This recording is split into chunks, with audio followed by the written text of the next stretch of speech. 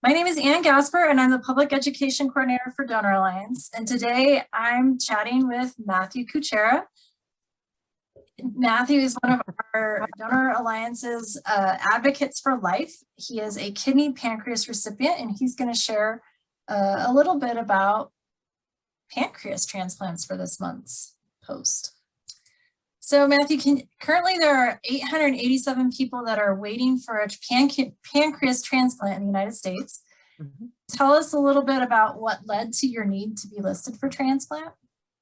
Of course. I was diagnosed with type 1 juvenile diabetes 26 years ago, and it's a roller coaster of a disease. And over time, that disease unfortunately deteriorated and led me in the direction of having chronic kidney disease.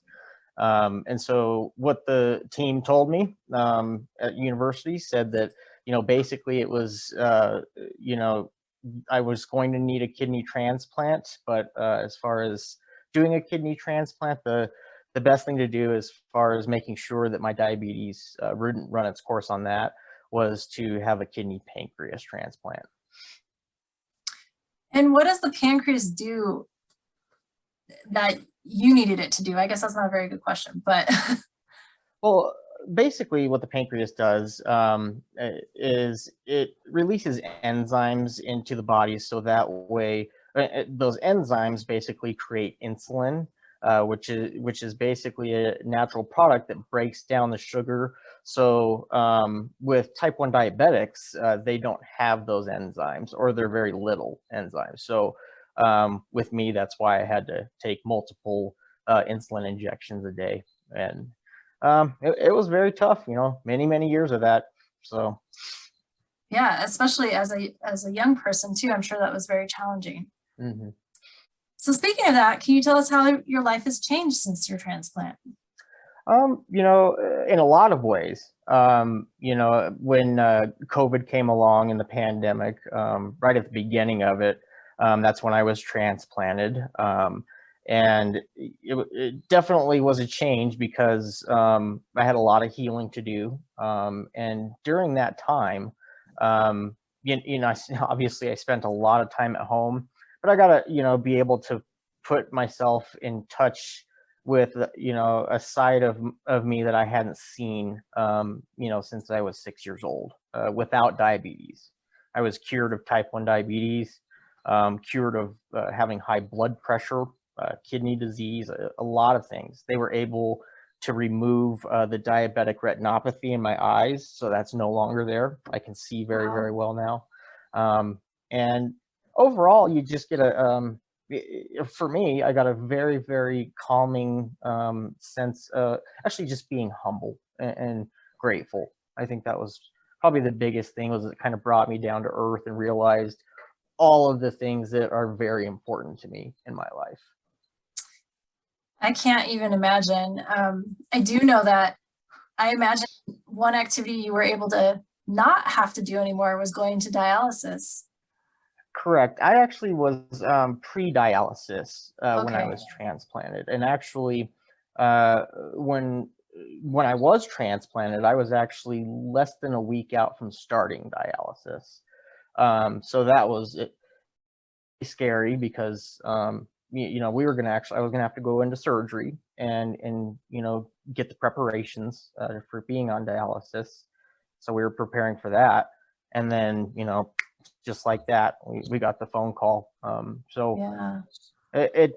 Both of them were scary, to say the least. Right. So, but exciting at the same time. The transplant was, I always say this, that not many people can understand what you go through with this, but I can tell you this, there's so much hope out there. And being a donor, from a recipient side, being a donor is just the most unbelievable thing that you can do.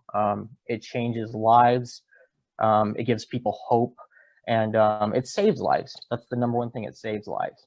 So that's beautifully put. What is one thing you'd like our community to know about why pancreas transplants are life-saving? truly, as I was saying previously, quality of life is number one. That it definitely, first off, well, first off, it saves your life, but it completely changes your trajectory as to health.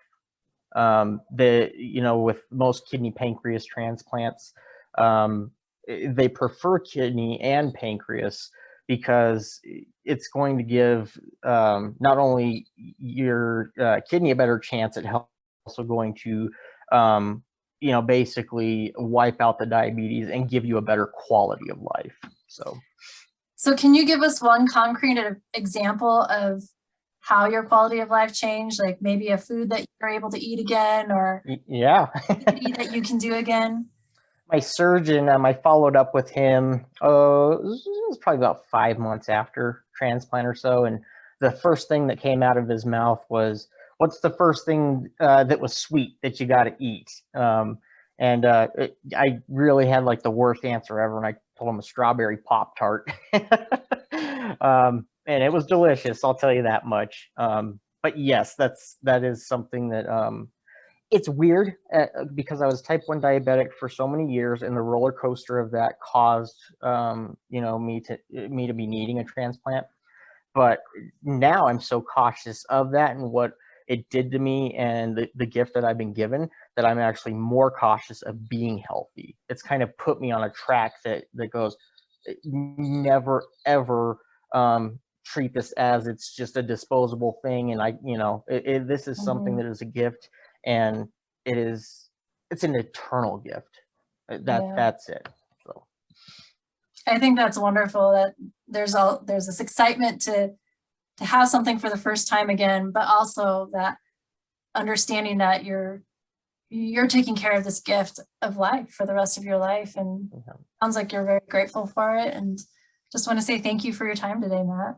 Of course, absolutely. And just one more thing I want to say to everybody, during these times, and we're kind of transitioning out of COVID, in and out. But I will say this, that when it comes to any kind of transplant, whether it's kidney, whether it's pancreas, never give up hope. Never give up hope. And just know that being a donor is one of the greatest gifts that you could ever give. So thank you. absolutely.